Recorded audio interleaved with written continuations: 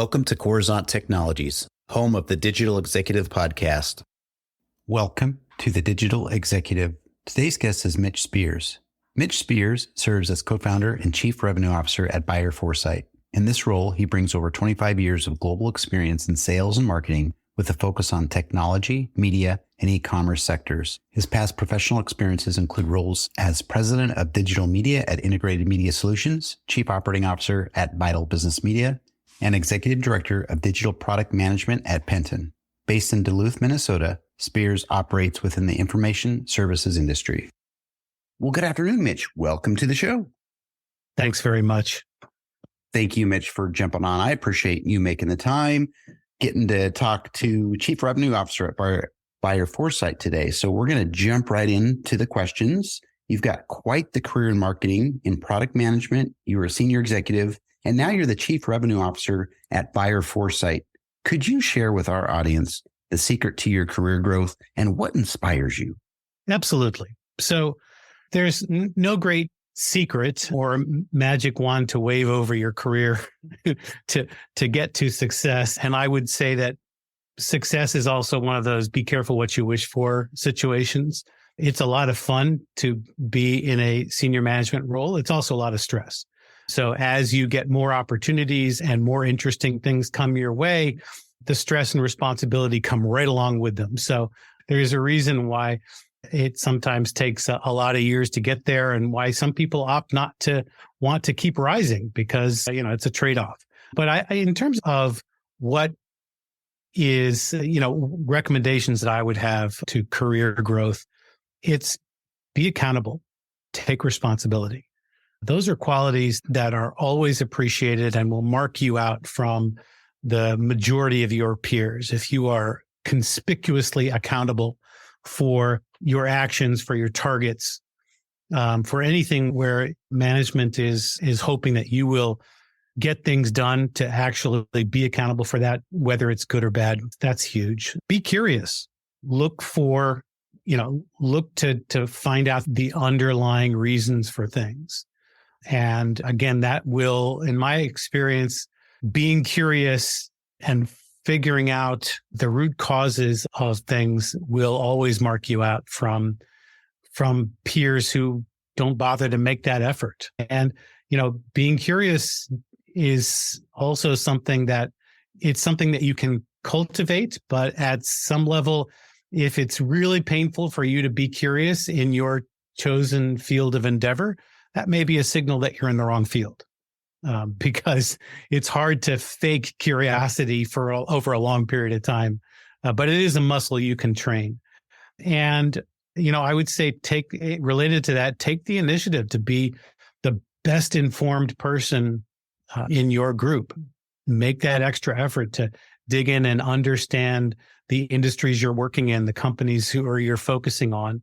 Understand them at a level where you can surprise and make a client, for example, feel a little uncomfortable because you know more about their business than they do. It's a great way to, again, stand out from your peers and be effective, not only inside your organization, but with clients and prospects. The final thing I would say is ignore office politics. And if you can't ignore them, work somewhere else. Because if politics are such a big issue in your organization and you don't feel comfortable navigating that, then you probably need to find another environment. That's been my experience. Some people are natural at navigating those political waters. And if you can, God bless. Just make sure you're enjoying it while you're navigating it. Awesome. Thank you. Appreciate you lining out some of those things that have made you successful in your career. And Mitch, your philosophy to understand buyers and talk to prospects is interesting. Why do prospects have a different perspective than the traditional assumptions about positioning, messaging, and targeting, say, about the buyers? So thank you for that question. And the point here is that many marketers look to their existing customers as the model for their buyer personas. But unless you've got 80% plus market share, your own customers aren't going to show you how to connect with companies who should be doing business with you, but aren't. So, and then we see this a lot, right? It's easy to use your own customer base as the model for all future customers, but customers won't tell you your baby's ugly because they are professionally invested in having chosen you or retained you as a vendor. The only people who we find will give you the unvarnished truth, at least as they see it, is people who should be your customers, but aren't. And those are prospects. So prospects have all of the criteria of your buyer persona in terms of, the size and type of company and the industry and the level and the role and all of that. But they're buying from your competitor, or they're not buying any solution at all. If you can understand what motivates them, chances are you're going to get insights that your own customers will hesitate to give you or don't care about because they don't have that problem. But, if, as in most cases, you have a minority share of the addressable market, there are great learnings to be had from prospects who aren't afraid to tell you that, your solution has big gaps in it and what those are. Thank you. I appreciate the insight perspective there coming from you, Mitch. It's important to understand about learning what truly your broad audience is, not just your customers that are loyal to you or, like you said, professionally invested. So thank you. And Mitch, you have redefined ABM or account-based marketing to audience-based marketing. Could you elaborate on this for us? Sure. So account-based marketing is something that companies have been pursuing as this ideal for engaging their strategic targets for decades, 15, 20 years at least.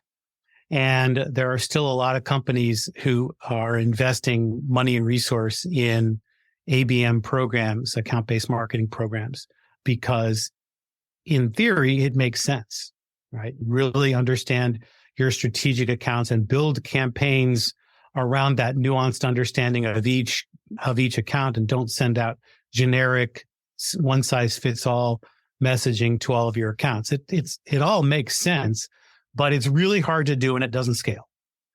And because it's really hard to do, it often doesn't get done. And often the path that companies take to trying to realize the promise of account-based marketing is to invest in tools, automation tools that promise to deliver through some AI black box magic an ABM program that gets results. But of course, these are workflow automation program platforms that still require a human being to apply judgment and make decisions.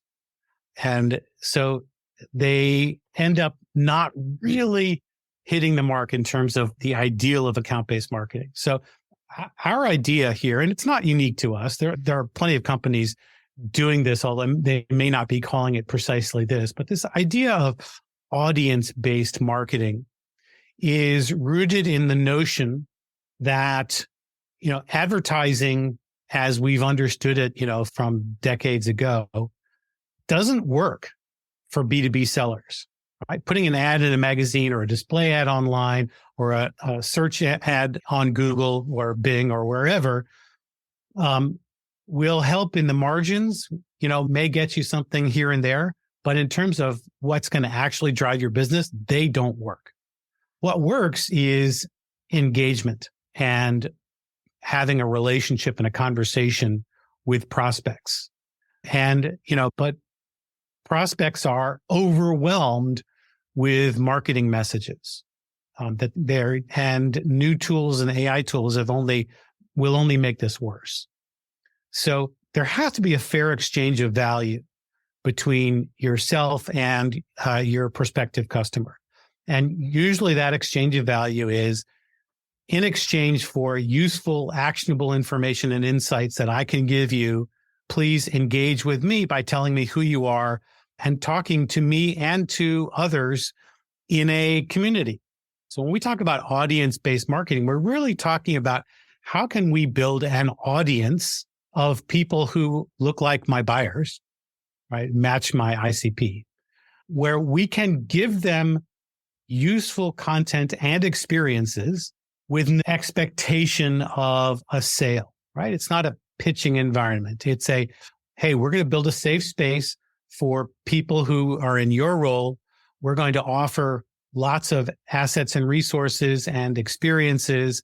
And in exchange, we want you to participate. We want you to talk. We want you to ask questions. We want you to come to our events, all of these things. And in the process of getting to know each other and your peers, some of you prospects who become part of our audience will naturally say, oh, hey, can you help us with this? And maybe that turns into a yes in a sales conversation.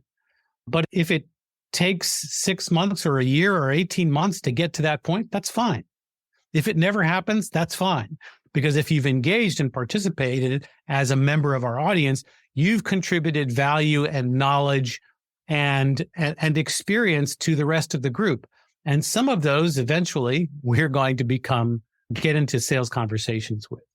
And all of this comes back to the notion that most companies do not have a majority share of their market. Right? Most companies, as they're going out to market and looking at building their sales pipeline, they're coming up against the hard fact that only 10% or so of their addressable market is actively in market today. And salespeople trying to make quotas, marketers trying to meet their goals are going to focus primarily on in-market buyers, people who are, about ready to negotiate with a vendor. But what about the 90% remaining who could be your customers, but just aren't in market today? We think that's a largely ignored and overlooked opportunity. And the goal of audience-based marketing is to invite those people in as well.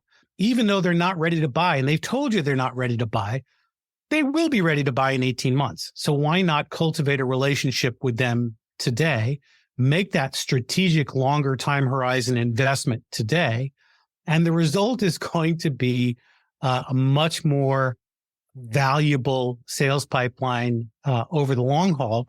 And you'll get all kinds of insights and benefits to improve the positioning of your own product by engaging with those people on a regular basis, in addition to the prospects who are in market and even your own customers. All of them are potentially valuable additions to your audience, which make this community of prospects an ongoing value to your organization and to the people who participate in it.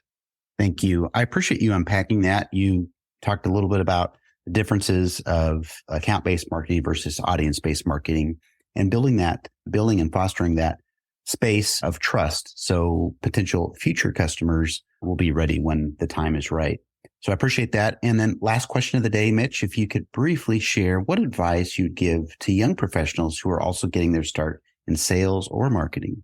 The change agent we're seeing out there right now is AI.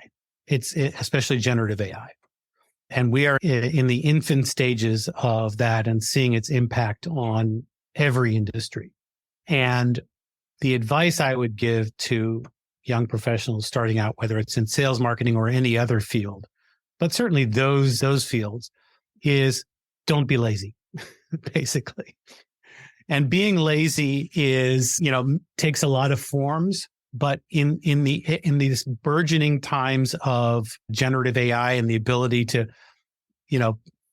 craft a quick and precise prompt in ChatGPT and get a sales letter spat out the other end, it's easy to give into the temptation to be lazy. And the problem is that everybody else has access to those same tools. And what we're already seeing is that there's this wave of mediocrity out there. And anyone who makes that additional effort to distinguish themselves by not taking the easy way out, but applying their curiosity and the resulting knowledge to a situation, they're the ones who are going to succeed. They're the ones who are going to stand out. And they're the ones who are going to progress more rapidly in organizations that are looking for competitive advantage themselves. Thank you. I appreciate that. And a lot of people coming out of college or really out of any trade school do need some mentors. And we talk a lot about mentorship here on the podcast. And again, you shared some great nuggets around that'll help others succeed in their career. So I really appreciate that. And Mitch, it was such a pleasure having you on today, and I look forward to speaking with you real soon. Great. Thank you so much. Likewise, I enjoyed having the conversation and look forward to any questions that come out of this. Bye for now.